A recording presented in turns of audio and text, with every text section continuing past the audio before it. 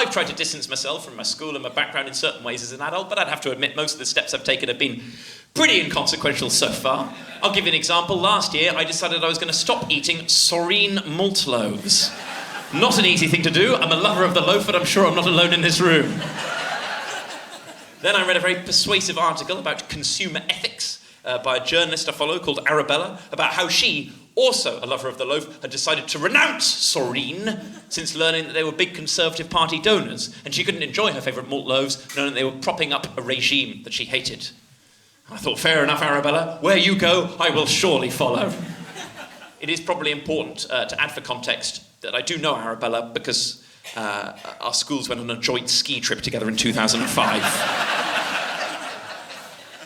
A ski trip that Arabella and we did not enjoy. We were the outcasts of the ski trip. Is there a tinier violin in the land than the one being played for the outcasts of the ski trip, left out of the action, describing the antics in the chalet in her words as depraved, and in my words, irresponsible, with GCSEs just 17 weeks away.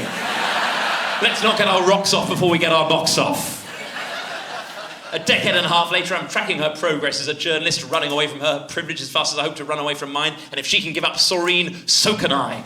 Of course, I will continue to eat the malt loaves that are home-cooked for me by friends of my parents who donate to the Conservative Party directly.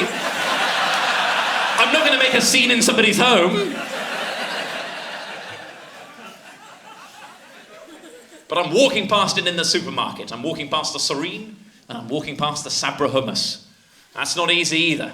I loved Sabra hummus. Then I learned somewhere that Sabra are apparently quite directly linked to violence in the Middle East. I read that and I thought, fine!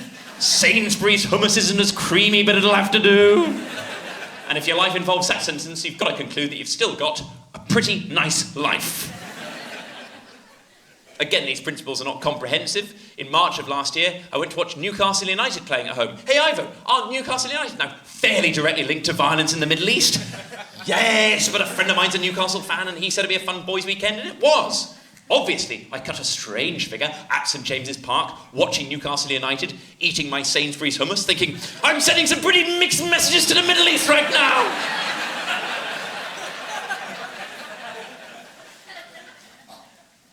I think it's important to check your privilege where possible in life, but I also think it's important to be grateful for the opportunities you've received and the people who gave you those opportunities. My parents sent me away to an all-boys boarding school when I was 7 years old, but they thought that was the right decision, and who's to say whether that was a good decision or a bad decision?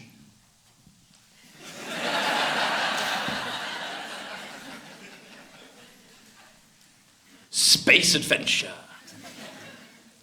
1999. Percy was shooting to space in his rocket. He was beginning to feel dizzy. He didn't know if he would like space, and he missed his family. He wanted to be at home watching the FA Cup final.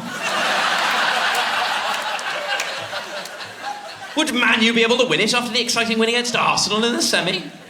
Ryan Giggs scored the winning goal, and his tummy was so hairy that he took his shirt off. Percy couldn't take off his shirt because of his heavy spacesuit and the dangerous atmosphere. He felt lonely, but this was his job.